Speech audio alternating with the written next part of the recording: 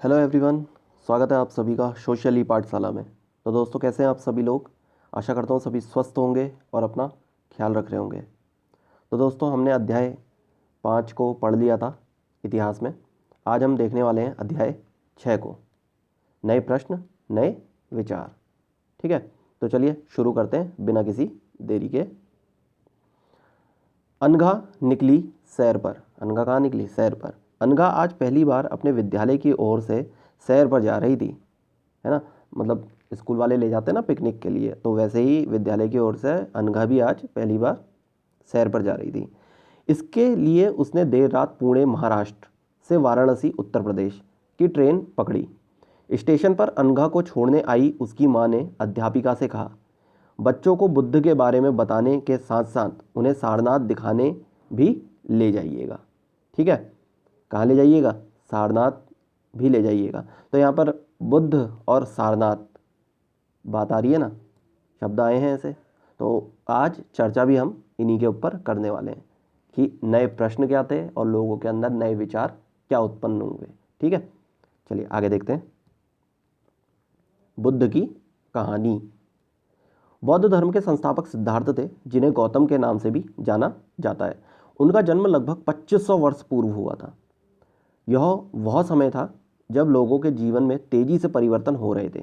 ठीक है, परिवर्तन इससे पहले वाले चैप्टर में बताया था ना, कृषि में परिवर्तन जिस तरीके से हुआ था, तो लोगों के जीवन में भी क्या हो रहे थे? परिवर्तन आ रहे थे। ठीक है, जैसे कि तुमने अध्याय 5 में पढ़ा, महाजनपदों के कुछ राजा इस समय बहुत शक्तिशाली हो गए थे। ठीक है ना, हजारों सालों के बाद फिर से नगर उभर रहे थे।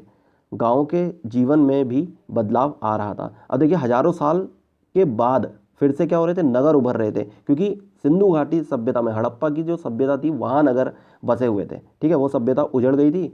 तो अब क्या हुआ? हजारों साल के बाद ये फिर से नगर क्या होने लगे? बसने लगे। ठीक है, बहुत से विचारक इन परिवर्तनों को समझने का प्रयास कर रहे थे। वे जीवन के सच्चे अर्थ को भी जानना चाह रहे थे। बुद्ध क्षत्रिय थे तथा शाक्य नामक एक छोटे से गण से संबंधित थे। युवावस्था में ही ज्ञान की खोज में उन्होंने घर के सुखों को छोड़ दिया। अनेक वर्षों तक वे भ्रमण करते रहे तथा अन्य विचारकों से मिलकर चर्चा करते रहे। अंततः ज्ञान प्राप्ति के लिए उन्होंने स्वयं ही रास्ता ढूंढने का निश्चय किया। इसके लिए उन्होंने बोधगया बिहार में एक पीपल के नीचे कई दिनों तक तपस्या की। अंततः उन्हें ज्ञान की प्राप्ति हुई। तो प्रश्न बनता है, बुद्ध को ज्ञान की प्राप्ति कहाँ हुई? तो पीपल वृक्ष के नीचे बोधगया बिहार में उनको ज्ञान की प्राप्ति हुई। इसके बाद से वे बुद्ध के रूप में जाने गए। उनका नाम क्या था? पहले बचपन का नाम जो था वो सिद्धार्थ था। जब इन्हें ज्ञान की प्राप्ति होती है तो तब से ये क्या कहलाए? बुद्ध कहलाए। ठीक है, यहाँ से वे वाराणसी के निकट स्थित सारनाथ गए, जहाँ उन्होंने पहली बार उपदेश दिए। सब पॉइंट क्या है, नोट डाउन करते हुए चलने। ठीक है, सबसे पहले जो इनको ज्ञान की प्राप्ति हुई वो कहाँ हुई? बोधगया में हुई। ठीक है, और इन्होंने जहाँ सबसे पहले क्या दिए? अपने उपदेश दिए, वो कहाँ, कौन सी जगह है? वो है सारनाथ। ठीक, अगला है कुशीनारा में मृत्यु से पहले का शेष जीवन उन्होंने पैदल ही एक स्थान से दूसरे स्थान की यात्रा करने और लोगों को शिक्षा देने में व्यतीत किया। तो कुशीनारा में इनकी क्या हुई थी? मृत्यु हुई थी। ठीक, आगे देखते हैं। बुद्ध ने शिक्षा दी कि यह जीवन कष्टों और दुखों से भरा हुआ है और ऐसा हमारी इच्छा और लालसाओं जो हमेशा पूरी नहीं हो सकती हैं क्या? इच्छा कभी किसी मनुष्य की पूरी हुई है आज तक? नहीं हुई ना। तो वही बुद्ध ने कहा, जो हमेशा पूरी नहीं हो सकती के कारण होता है। कभी कभी हम जो चाहते हैं वह प्राप्त कर लेने के बाद भी संतुष्ट नहीं होते हैं एवं और अधिक अथवा अन्य वस्तुओं को पाने की इच्छा करने लगते हैं। कहने का मतलब यह है कि व्यक्ति जिस उद्देश्य के लिए वो लगा होता है, जब उसे वो उद्देश्य प्राप्त हो जाता है, क्योंकि वो उद्देश्य उसे क्या लग रहा होता है? उस वक्त पे बड़ा लग रहा होता है। लेकिन जैसे ही उसे वो प्राप्ति हो जाती है तो वो क्या करने लगता है? और अधिक की चाह रखने लगता है। कहने का मतलब कि वो संतुष्ट नहीं रहता। ऐसा ही बुद्ध ने कहा है। ठीक है, आगे देखते हैं। बुद्ध ने इस लिप्सा को तृष्णा तृष्णा कहा है।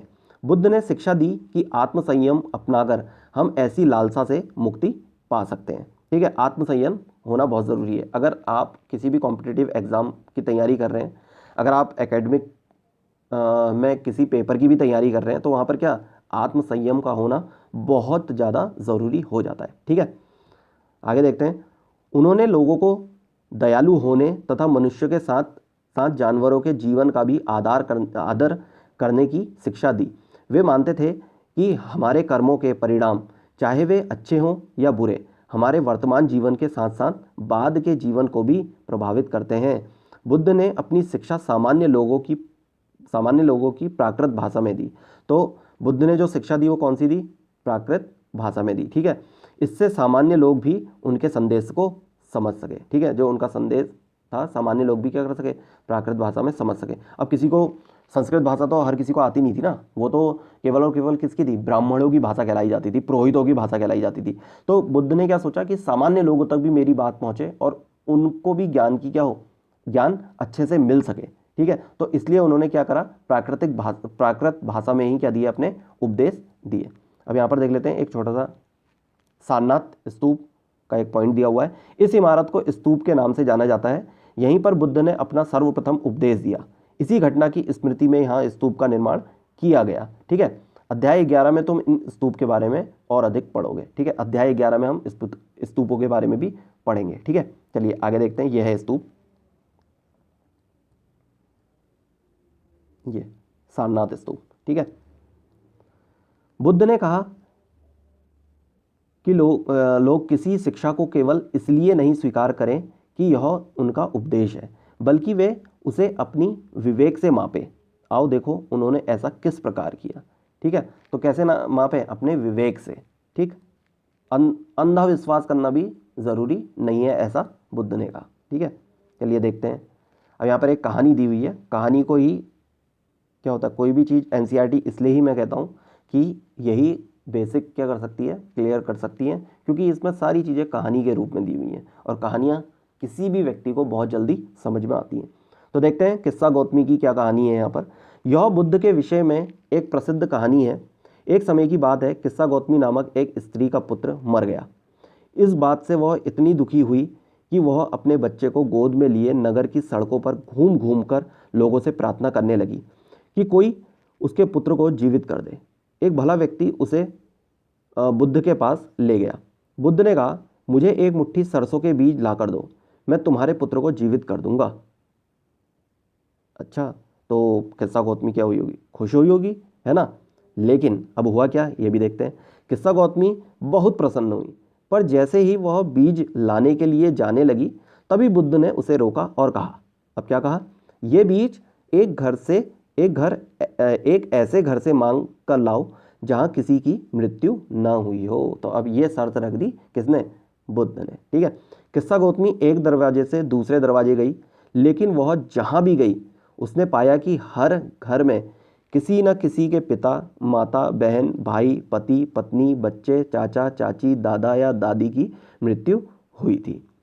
तो इस तरीके से उसे समझ में आ गया कि उसका बच्चा भी क्या हो सकता है? वापस कभी भी नहीं आ सकता। तो गौतम बुद्ध ने यही चीज़ को कहा कि अगर वो इस उपदेश को सुन भी रहे हैं, मेरे ज्ञान को सुन भी रहे हैं, तो पहले उसे जीवन में अपनाकर जरूर देखें। ठीक है, अब क्या है? उपनिषद। जिस समय बुद्ध उपदेश दे रहे थे उसी समय या उससे भी थोड़ा पहले दूसरे अन्य चिंतक भी कठिन प्रश्नों का उत्तर ढूंढने का प्रयास कर रहे थे। उनमें से कुछ मृत्यु के बाद के जीवन के बारे में जानना चाहते थे, जबकि अन्य यज्ञों की उपयोगिता के बारे में जानने को उत्सुक थे। इनमें से अधिकांश चिंतकों का यह मानना था कि इस विश्व में कुछ तो ऐसा है जो कि स्थायी है और जो मृत्यु के बाद भी बचा रहता है। उन्होंने इसका वर्णन आत्मा तथा ब्रह्मा अथवा सार्वभौम आत्मा के रूप में किया है। वे मानते थे कि अंततः आत्मा तथा ब्रह्मा एक ही है। ठीक है, तो ये कौन कर रहे हैं? जो अन्य चिंतक, जो अन्य लोग थे, वो इन चीज़ों पे विस्तार पूर्वक अध्ययन कर रहे थे। ठीक है, जब बुद्ध अपने उपदेश दे रहे थे। ठीक, यहाँ पर भारतीय दर्शन से भी रिलेटेड कुछ पॉइंट है, इनको देख लेते हैं। उससे पहले इसी वाले को पढ़ लेते हैं। ऐसे कई विचारों का संकलन उपनिषदों में हुआ है। उपनिषद उत्तर वैदिक ग्रंथों का हिस्सा थे। उपनिषद का शाब्दिक अर्थ है गुरु के समीप बैठना। इन ग्रंथों में अध्यापकों और विद्यार्थियों के बीच बातचीत का संकलन किया गया है। प्रायः ये विचार सामान्य वार्तालाप के रूप में प्रस्तुत किए गए हैं। तो गुरु जो है अपने शिष्य को जो भी चीज़ें बताता होगा, ठीक है, तो वही जो सामान्य उनका वार्तालाप होता होगा, विचार होते होंगे, उसी को ही हमने क्या कह दिया, उपनिषद कह दिया। तो उपनिषद का अर्थ है वो क्या है, गुरु के समीप बैठना। अब यहाँ पर देख लेते हैं भारतीय दर्शन की 6 पद्धतियाँ, षट दर्शन जो भारतीय दर्शन के अंतर्गत आते हैं। ठीक है, सदियों से भारत द्वारा सत्य की बौद्धिक खोज का प्रतिनिधित्व दर्शन की 6 शाखाओं ने किया। ये वैशेषिक, न्याय, सांख्य, योग, पूर्व मीमांसा और वेदांत या उत्तर मीमांसा के रूप के नाम से जाने जाते हैं। दर्शन की इन 6 पद्धतियों की स्थापना क्रमशः ऋषि कणाद, अब देखिए इसको ऐसे रिलेट करना है जैसे कि वैशेषिक दर्शन कणाद ने, न्याय दर्शन गौतम ने, सांख्य दर्शन कपिल ने, योग पतंजलि ने, पूर्व मीमांसा जैमिनी ने और वेदांत या उत्तर मीमांसा व्यास द्वारा की गई मानी जाती है। तो इन लोगों ने इन दर्शनों को क्या करा, रचित करा था। ठीक है, रचा था, जो आज भी देश में बौद्धिक चर्चा को दिशा देते हैं। जर्मन मूल के ब्रिटिश भारतविद फ्रेडरिक मैक्स मूलर के अनुसार दर्शन की इन 6 शाखाओं का विकास कई पीढ़ियों के दौरान व्यक्तिगत विचारकों के योगदान से हुआ। यद्यपि ये एक दूसरे से भिन्न दिखते हैं, तथापि सत्य की इनकी समझ में आधारभूत तालमेल दिखता है। ठीक है, तो बहुत कुछ जाना जा सकता है जब इन दर्शनों का हम अच्छे तरीके से अध्ययन करें तो। ठीक है, आगे देखते हैं। दर्शन के बारे में हम बहुत अच्छे से जान सकेंगे, फिलॉसफी के बारे में हम बहुत अच्छे से सीख सकेंगे इनको पढ़ करके। ठीक है, बुद्धिमान भिखारी, अब यहाँ पर एक बुद्धिमान भिखारी के बारे में कुछ चीज़ें दी गई हैं, इसको भी देख लेते हैं एक कहानी के रूप में। यह वार्तालाप, अब ये वार्तालाप ही है, छांदोग्य उपनिषद नामक प्रसिद्ध उपनिषद की एक कहानी पर आधारित है। शौनक व प्रतारिण नामक 2 ऋषि सार्वभौम आत्मा की उपासना करते थे। एक बार ज्यों ही वे भोजन करने के लिए बैठे, एक भिखारी आया और भोजन मांगने लगा। शौनक ने कहा, हम तुम्हें कुछ नहीं दे सकते। भिखारी ने पूछा, विद्वजन आप किसकी उपासना करते हैं? अभिप्रतारिण ने उत्तर दिया, सार्वभौम आत्मा की। ओ, इसका मतलब आप यह जानते हैं कि यह सार्वभौम आत्मा संपूर्ण विश्व में विद्यमान है। ऋषियों ने कहा, हाँ हाँ, हम यह जानते हैं। भिखारी ने फिर पूछा, अगर यह सार्वभौम आत्मा संपूर्ण विश्व में विद्यमान है तो यह मेरे अंदर भी विद्यमान है। मैं कौन हूँ? मैं इस विश्व का एक भाग ही तो हूँ। तुम सत्य बोलते हो युवा ब्राह्मण, इसलिए हे ऋषियों, मुझे भोजन न देकर आप उस सार्वभौम आत्मा को भोजन देने से मना कर रहे हैं। भिखारी की बात की सच्चाई जानकर ऋषियों ने उसे भोजन दे दिया। ठीक है, तो ये क्या है, छांदोग्य उपनिषद का ही एक भाग है जो यहाँ पर दे रखा है। ठीक, आगे देखते हैं। तो कहने का मतलब भिखारी ने अपनी बातों से किसे मना लिया? उन दोनों ऋषियों को मना लिया। ठीक, जिसकी खोज वो कर रहे थे उन्हें उसी के जरिए वो सार्वभौम आत्मा मिल गई। ठीक है, जिसकी वो खोज कर रहे थे। ठीक, इन चर्चाओं में भाग लेने वाले अधिकांशतः पुरुष ब्राह्मण तथा राजा होते थे। कभी कभी गार्गी जैसी स्त्री विचारकों का भी उल्लेख मिलता है। विद्वता के लिए प्रसिद्ध गार्गी राज दरबारों में होने वाले वाद विवाद में भाग लिया करती थी। निर्धन व्यक्ति इस तरह के वाद विवाद में बहुत कम ही हिस्सा लेते थे। इस तरह का एक प्रसिद्ध अपवाद सत्यकाम जावाल का है। सत्यकाम जावाल का नाम उसकी दासी माँ के नाम पर पड़ा। सत्यकाम के मन में सत्य जानने की तीव्र जिज्ञासा उत्पन्न हुई। गौतम नामक एक ब्राह्मण ने उन्हें अपने विद्यार्थी के रूप में स्वीकार किया तथा वह अपने समय के सर्वाधिक प्रसिद्ध विचारकों में से एक बन गए। उपनिषदों के कई विचारों का विकास बाद में प्रसिद्ध विचारक शंकराचार्य के द्वारा किया गया, जिनके बारे में तुम कक्षा 7 में पढ़ोगे। तो शंकराचार्य के बारे में कब? कक्षा 7 में पढ़ेंगे। आगे देखते हैं। व्याकरणविद पाणिनि, यहाँ पर एक बॉक्स दिया हुआ है, पाणिनि के बारे में यहाँ पर चर्चा की गई है। इस युग में कुछ अन्य विद्वान भी खोज कर रहे थे। उन्हीं प्रसिद्ध विद्वानों में एक पाणिनि ने संस्कृत भाषा के व्याकरण की रचना की।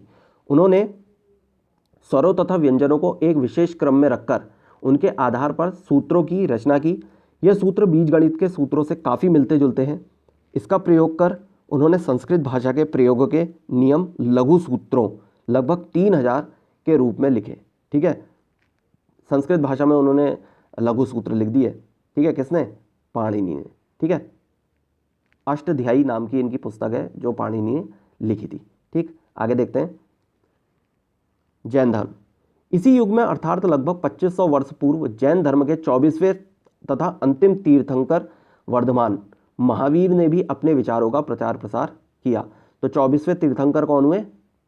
कौन? महावीर स्वामी हुए। ठीक है, वैसे तो जैन धर्म जब पहले तीर्थंकर थे, जो पहले तीर्थंकर थे उन्होंने इसकी स्थापना कर दी थी, लेकिन इसका वास्तविक संस्थापक जो माना जाता है वो किसे माना जाता है? महावीर स्वामी को ही माना जाता है, वर्धमान जिनका बचपन का नाम था। ठीक है, और पहले तीर्थंकर कौन थे? ऋषभ देव थे। ठीक, वह वज्जी संघ के लिच्छवी कुल के एक क्षत्रिय राजकुमार थे। इस संघ के विषय में तुमने अध्याय 5 में पढ़ा था ना, वज्जी संघ, जहाँ पर संघ या गण पे ही बहुत सारे राजा हुआ करते थे। इससे पहले वाले ही चैप्टर में हमने पढ़ा था। ठीक है, और जिन्होंने नहीं पढ़ा है तो पहले उस चैप्टर को जरूर पढ़िएगा। ठीक, 30 वर्ष की आयु में उन्होंने घर छोड़ दिया और जंगल में रहने लगे। 12 वर्ष तक उन्होंने कठिन व एकाकी जीवन व्यतीत किया। इसके बाद उन्हें ज्ञान की प्राप्ति हुई। तो सोचिए कितने वर्षों बाद? 12 वर्ष के बाद उन्हें ज्ञान की प्राप्ति होती है। ठीक है, उनकी शिक्षा सरल थी। सत्य जानने की इच्छा रखने वाले प्रत्येक स्त्री व पुरुष को अपना घर छोड़ देना चाहिए। उन्हें अहिंसा के नियमों का कड़ाई से पालन करना चाहिए, अर्थात किसी भी जीव को ना तो कष्ट देना चाहिए और ना ही उसकी हत्या करनी चाहिए। महावीर का कहना था सभी जीव जीना चाहते हैं, सभी के लिए जीवन प्रिय है। महावीर ने अपनी शिक्षा प्राकृत में दी। ठीक है, इन्होंने किस में दी? प्राकृत भाषा में दी थी, जो आम बोलचाल की भाषा थी। यही कारण है कि साधारण जन भी उनके तथा उनके अनुयायियों की शिक्षाओं को समझ सके। देश के अलग अलग हिस्सों में प्राकृत के अलग अलग रूप प्रचलित थे। प्रचलन क्षेत्र के आधार पर ही उनके अलग अलग नाम थे। जैसे मगध में बोली जाने वाली प्राकृत मागधी कहलाती थी। ठीक है,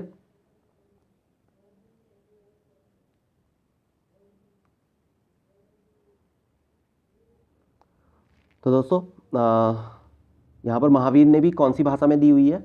अपना जो ज्ञान दिया हुआ है, अपने जो उपदेश दिए हुए हैं, वो किस में दिया हुआ है? प्राकृत भाषा में ही दिया हुआ है, जो कि बुद्ध ने भी प्राकृत भाषा में ही अपने उपदेश दिए थे।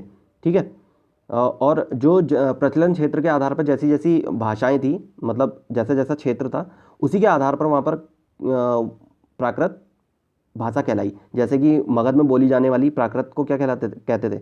मागधी कहते थे। ठीक है, प्राकृत मागधी। ठीक, आगे देखते हैं। जैन नाम से जाने गए महावीर के अनुयायियों को भोजन के लिए भिक्षा मांगकर सादा जीवन बिताना होता था। उन्हें पूरी तरह से ईमानदार होना पड़ता था तथा चोरी न करने की उन्हें सख्त हिदायत थी। उन्हें ब्रह्मचर्य का पालन करना होता था। पुरुषों को वस्त्रों सहित सब कुछ त्याग देना पड़ता था। ठीक है, आगे चल करके जैन धर्म में क्या हुआ? आगे चल करके ये भी 2 भागों में बढ़ता है। ठीक है, श्वेतांबर और दिगंबर। ठीक है, श्वेतांबर में श्वेत वस्त्र जो शाखा थी वो श्वेत वस्त्र को धारण करती थी, और दिगंबर जो थे वो वस्त्रों का परित्याग करा करते थे। ठीक है, तो इस तरीके से ये जो धर्म था वो आगे की ओर बढ़ा। तो सोचिए कितना डिफिकल्ट होता होगा उस टाइम पे जो जैन धर्म को अपनाता होगा उनके लिए जीवन को जीना। क्या आज के टाइम पे ऐसी चीज़ें कर सकते हैं लोग? बिल्कुल कर सकते हैं, अगर आत्मसंयम अगर इंसान के अंदर आ जाए तो। ठीक है, चलिए आगे देखते हैं। यहाँ पे पढ़ लेते हैं जैन। जैन शब्द जिन शब्द से निकला है जिसका अर्थ होता है विजेता। ठीक है, तो जिसने जैन धर्म को अपना लिया वो क्या हो गया? विजेता। ठीक, अधिकांश व्यक्तियों के लिए ऐसे कड़े नियमों का पालन करना बहुत कठिन था। फिर भी हजारों व्यक्तियों ने इस नई जीवन शैली को जानने और सीखने के लिए अपने घरों को छोड़ दिया। कई अपने घरों पर ही रहे और भिक्खु भिक्खुणी बने लोगों को भोजन प्रदान कर उनकी सहायता करते रहे। तो जो भिक्षु और भिक्षुणी जो होते थे वो जो जैन धर्म में जाते थे उनको कहा जाता था। ठीक है, और जो घर में रहते थे उनको क्या करते थे? भोजन प्रदान करते थे। अब क्योंकि नियम बहुत कड़े थे तो और पालन करना क्या था? बहुत कठिन था, जैसे कि मैं पहले अभी बताया था मैंने। ठीक है, लेकिन फिर भी कई लोग थे उन्हें ये चीज़ बहुत अच्छी लगी, नई जीवन शैली लगी, तो इसको सीखने के लिए उन्होंने क्या करा? इसको अपना लिया। ठीक है, लेकिन कई लोग तब भी साहस नहीं जुटा पाए थे। ठीक, और इसीलिए वो भोजन प्रदान करते थे भिक्षु और भिक्षुणियों को। ठीक है, आगे देखते हैं। मुख्यतः व्यापारियों ने जैन धर्म का समर्थन किया। किसानों के लिए इन नियमों का पालन अत्यंत कठिन था, क्योंकि फसल की रक्षा के लिए उन्हें कीड़े मकोड़ों को मारना पड़ता था। बाद की सदियों में जैन धर्म उत्तर भारत के कई हिस्सों के साथ साथ गुजरात, तमिलनाडु और कर्नाटक में भी फैल गया। महावीर तथा उनके अनुयायी की शिक्षाएं कई शताब्दियों तक मौखिक रूप में ही रही। वर्तमान रूप में उपलब्ध जैन धर्म की शिक्षाएं लगभग 1500 वर्ष पूर्व गुजरात में वल्लभी नामक स्थान पर लिखी गई थी। ठीक है, याद रखना है, सबसे पहले कहाँ पर लिखी गई? गुजरात में वल्लभी नामक स्थान पर यह लिखी गई थी। ठीक है, आगे देखते हैं। संघ, अब क्या है? संघ क्या था? संघ महावीर तथा बुद्ध दोनों का ही मानना था कि घर का त्याग करने पर ही सच्चे ज्ञान की प्राप्ति हो सकती है। तो क्या आप लोग भी ऐसा मानते हैं? तो कमेंट बॉक्स में अपना कमेंट जरूर करिए। ठीक है, ऐसे लोगों के लिए उन्होंने संघ नामक संगठन बनाया, जहां घर का त्याग करने वाले लोग एक साथ रह सकें। संघ में रहने वाले बौद्ध भिक्षुओं के लिए बनाए गए नियम विनय पिटक नामक ग्रंथ में मिलते हैं। तो बौद्ध भिक्षुओं के लिए बनाए गए नियम किससे मिलते हैं? विनय पिटक नामक ग्रंथ से मिलते हैं। और विनय पिटक नामक ग्रंथ कौन से धर्म का है? तो वो बौद्ध धर्म का है, ये याद रखना है। विनय पिटक से हमें पता चलता है कि संघ में पुरुषों और स्त्रियों के रहने की अलग अलग व्यवस्था थी। सभी व्यक्ति संघ में प्रवेश ले सकते थे। हालांकि संघ में प्रवेश के लिए बच्चों को अपने माता पिता से, दासों को अपने स्वामी से, राजा के यहाँ काम करने वाले लोगों को राजा से तथा कर्जदारों को अपने देनदारों से अनुमति लेनी होती थी। एक स्त्री को इसके लिए अपने पति से अनुमति लेनी होती थी। तो सोचिए, जो लोग जिसके अंडर काम करते थे, तो उन सभी लोगों को क्या करना पड़ता था? अनुमति लेनी पड़ती थी, तभी संघ में वो लोग प्रवेश कर सकते थे, एक दूसरे से अनुमति मांग करके। ठीक है, अगला है आगे। संघ में प्रवेश लेने वाले स्त्री पुरुष बहुत सादा जीवन जीते थे। वे अपना अधिकांश समय ध्यान करने में बिताते थे और दिन के एक निश्चित समय में वे शहरों तथा गांवों में जाकर भिक्षा मांगते थे। तो वही उनका उसी से उनका जीवन निर्वाह होता था, भिक्षा मांग करके, जो भी उनको मिल जाया करता था। ठीक है, यही कारण है कि उन्हें भिक्खु तथा भिक्खुणी, साधु भिखारी के लिए प्राकृत शब्द है ये। ठीक है, कहा गया। वे आम लोगों को शिक्षा देते थे और साथ ही एक दूसरे की सहायता भी करते थे। किसी तरह की आपसी लड़ाई का निपटारा करने के लिए वे प्रायः बैठकें भी किया करते थे। संघ में प्रवेश लेने वालों में ब्राह्मण, क्षत्रिय, व्यापारी, मजदूर, नाई, गणिकाएं तथा दास भी शामिल थे। इनमें से कई लोगों ने बुद्ध की शिक्षाओं के विषय में लिखा तथा कुछ लोगों ने संघ में अपने जीवन के विषय में सुंदर कविताओं की रचनाएं भी की। ठीक है, अब यहाँ पर देखते हैं, एक पॉइंट दिया हुआ है। पहाड़ी को काटकर बनाई गई एक गुफा। यह कार्ले वर्तमान महाराष्ट्र में स्थित एक गुफा है। भिक्खु भिक्खुणी इन शरण स्थलों में रहकर ध्यान किया करते थे। तो इस तरीके से ये पहाड़ी को काटकर एक गुफाएं बनाई जाती थी। ये देखिए, ये पहाड़ी होती थी, इन पहाड़ियों को ये काटा गया होगा अंदर, और यहीं पर ही बैठ करके वो लोग क्या करते होंगे? यहाँ पर बैठ करके ध्यान किया करते होंगे। ठीक है, अब है विहार। विहार क्या है? जैन तथा बौद्ध भिक्खु पूरे साल एक स्थान से दूसरे स्थान घूमते हुए उपदेश दिया करते थे। ठीक है, अब किसी भी धर्म को बड़े लेवल पे पहुंचाना है ना, तो क्या करना पड़ेगा? एक जगह से दूसरी जगह तो जाना पड़ेगा ना। पहले ऐसे कोई कम्युनिकेशन का माध्यम तो था नहीं ना। पहले के टाइम पे ना तो मोबाइल था, ना टीवी थी, ना समाचार पत्र थे। तो ऐसा हो सकता था क्या पॉसिबल कि बिना एक जगह से दूसरी जगह जाए उनका जो धर्म था, जैन धर्म और बौद्ध धर्म जो थे, वो इतना विकसित हो पाते, इतना विस्तृत रूप से फैल पाते? नहीं ना। तो इसीलिए ही बौद्ध भिक्खु जो थे वो पूरे साल भर क्या करते थे? घूमते रहते थे एक जगह से दूसरी जगह। ठीक है, केवल वर्षा ऋतु में जब यात्रा करना कठिन हो जाता था तो वे एक स्थान पर ही निवास करते थे। ऐसे समय में वे अपने अनुयायियों द्वारा उद्यानों में बनवाए गए अस्थायी निवासों में अथवा पहाड़ी क्षेत्रों की प्राकृतिक गुफाओं में रहते थे। ठीक है, जैसे जैसे समय बीतता गया, भिक्खु भिक्खुणियों ने स्वयं तथा उनके समर्थकों ने अधिक स्थायी शरण स्थलों की आवश्यकता का अनुभव किया। तब कई शरण स्थल बनाए गए जिन्हें विहार कहा गया। ठीक है, आरंभिक विहार लकड़ी के बनाए गए तथा बाद में इनके निर्माण में ईंटों का प्रयोग होने लगा। पश्चिमी भारत में विशेषकर कुछ विहार पहाड़ियों को खोदकर बनाए गए। जो अभी दिखाया, पहाड़ियों को खोद करके क्या बनाए गए? विहार बनाए गए। जैसे कि एक भिक्षु जैसे साल में आता होगा, फिर दूसरा भी कभी उसके बाद जब दूसरा आता होगा तो उसके लिए क्या वहाँ पर जगह नहीं होती होगी पहले के टाइम पे। तो ऐसा ही कई लोगों ने मिलकर के और कुछ भिक्षु और भिक्षुणियों ने मिलकर के क्या करा, पहाड़ियों को काट कर विहार बनाए, किन्होंने लकड़ियों के विहार बनाए, ठीक है ना, तो ताकि उनके रहने के लिए क्या हो जाए, बंदोबस्त हो जाए। ठीक है, आगे देखते हैं। एक बौद्ध ग्रंथ से ज्ञात होता है, क्या ज्ञात होता है, जिस तरह महासागरों में मिलने पर नदियों की अलग अलग पहचान समाप्त हो जाती है, ठीक उसी तरह बुद्ध के अनुयायी जब भिक्षुओं की श्रेणी में प्रवेश करते हैं तो वे अपना वर्ण, श्रेणी और परिवार सब त्याग देते हैं। तो वो केवल और केवल बौद्ध धर्म का ही होके रह जाता है, ना तो वो उच्च वर्ग का कहलाएगा, ना वो निम्न वर्ग का कहलाएगा, वो केवल बौद्ध धर्म का शरणार्थी कहलाएगा और भिक्षु कहलाएगा, सबसे मेन चीज। ठीक है, भिक्षु कहलाएगा। तो बौद्ध धर्म सभी को एक ही नज़र से देखता था, बौद्ध हो या जैन धर्म हो। ठीक, प्रायः किसी धनी व्यापारी, राजा अथवा भूस्वामी द्वारा दान में दी गई भूमि पर विहार का निर्माण होता था। स्थानीय व्यक्ति भिक्खु भिक्खुणियों के लिए भोजन, वस्त्र तथा दवाइयाँ लेकर आते थे, जिसके बदले ये भिक्खु और भिक्खुणी लोगों को शिक्षा देते थे। आगे आने वाली शताब्दियों में बौद्ध धर्म उपमहाद्वीपों के विभिन्न हिस्सों के साथ साथ बाहरी क्षेत्रों में भी फैल गया। अध्याय 9 में तुम इनके बारे में और अधिक पढ़ोगे, तो बुद्ध धर्म के बारे में अध्याय 9 में विस्तार पूर्वक चर्चा होगी। ठीक है, उपमहाद्वीप जो कि मैं पहले चैप्टर में करा चुका हूँ, उस चैप्टर को भी जरूर देखिएगा। जो उपमहाद्वीप शब्द यूज हो रहा है वो किसके लिए हो रहा है। ठीक है, आगे देखते हैं आश्रम व्यवस्था। इससे पहले चैप्टर में हमने वर्ण व्यवस्था की बात करी थी और यहाँ पर दिए गई है अब हमको आश्रम व्यवस्था। वर्ण व्यवस्था में हमने 4 वर्ण पढ़े थे, ब्राह्मण, क्षत्रिय, वैश्य और शूद्र। अब यहाँ पर हम आश्रम व्यवस्था को पढ़ेंगे। आश्रम व्यवस्था को देखते हैं। जैन तथा बौद्ध धर्म जिस समय लोकप्रिय हो रहे थे, लगभग उसी समय ब्राह्मणों ने आश्रम व्यवस्था का विकास किया था। यहाँ आश्रम शब्द का तात्पर्य लोगों द्वारा रहने तथा ध्यान करने के लिए प्रयोग में आने वाले स्थान से नहीं है, बल्कि इसका तात्पर्य जीवन के एक चरण से है। ब्रह्मचरी, गृहस्थ, वानप्रस्थ तथा संन्यास नामक 4 आश्रम की व्यवस्था की गई। तो कितने प्रकार के आश्रम थे? 4 प्रकार के आश्रम थे।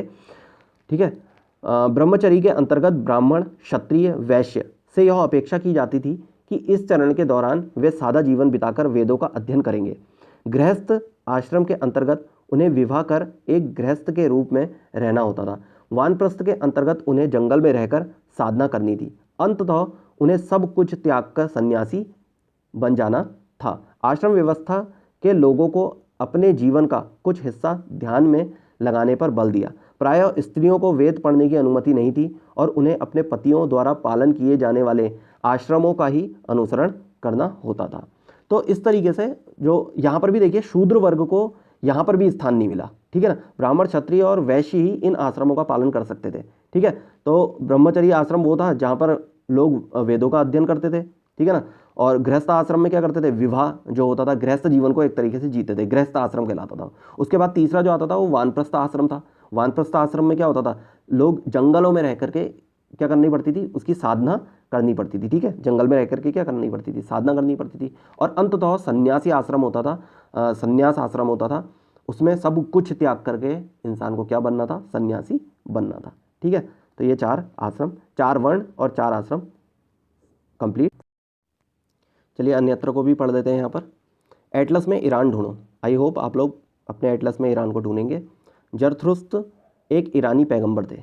पैगंबर, अब पैगंबर क्या होता है, पैगंबर कोई भी धर्म या संप्रदाय का क्या होता है, प्रवर्तक होता है, जो उस धर्म को क्या होता है, उस धर्म के संदेश को सुनाने वाला माना जाता है एक तरीके से। ठीक है, जरथुस्त्र एक ईरानी पैगंबर थे। उनकी शिक्षाओं का संकलन जेंद अवेस्ता नामक ग्रंथ में मिलता है। ठीक है, किनकी शिक्षाओं का संकलन जेंद अवस्था नामक ग्रंथ में मिलता है, तो वो जरथुस्त्र का मिलता है। ठीक है, जेंद अवेस्ता की भाषा तथा इसमें वर्णित रीति रिवाज वेदों की भाषा और रीति रिवाजों से काफ़ी मिलते जुलते हैं। जरथुस्त्र की मूल शिक्षा का सूत्र है सद्विचार, सद्वचन और सत्कार्य। ठीक है, मूल शिक्षा का सूत्र क्या है जरथुस्त्र के, सद्विचार, सद्वचन और सत्कार्य। बहुत इंपॉर्टेंट पॉइंट है। हे ईश्वर, बल, सत्य प्रधानता एवं सद्विचार प्रदान कीजिए, जिनके जरिए हम शांति बना सकें। 1000 से अधिक वर्षों तक जरथुस्त्रवाद ईरान का एक प्रमुख धर्म रहा। बाद में कुछ जरथुस्त्रवादी ईरान से आकर गुजरात और महाराष्ट्र के तटीय नगरों में बस गए। वे लोग ही आज के पारसियों के पूर्वज हैं। ठीक है, तो पारसी जो गुजरात और महाराष्ट्र में बसे हुए हैं वो कहाँ से, ईरान से ही आकर यहाँ पर बसे थे। ठीक है, तो इस तरीके से यहाँ पर आपका चैप्टर समाप्त होता है। आई होप आपको ये चीज़ें अच्छे से समझ में आई होंगी। ठीक है, और जो ये लास्ट मैंने अन्यत्र कराया है, यहाँ से भी काफ़ी चीज़ें पूछी जाती हैं, जैसे जेंद अवस्था है, तो ये किसकी शिक्षाओं का संकलन है? तो जरथुस्त्र की शिक्षाओं का संकलन है। ठीक है, और जो इन्होंने अपने इस मूल शिक्षा का इनका सूत्र क्या है? तो सद्विचार, सद्वचन और सत्कार्य है। और जो गुजरात महाराष्ट्र में जो लोग आकर के बसे, जिन्हें आज क्या कहा जाता है? पारसी कहा जाता है, वो कहाँ से आकर के बसे? ईरान से आकर के बसे। ठीक है, तो ये चीज़ें आपको नोट डाउन करते हुए चलनी है। ठीक, तो दोस्तों आज के लिए इतना ही, मिलते हैं अगले चैप्टर में। तब तक आप लोग अपना ख्याल रखें। धन्यवाद।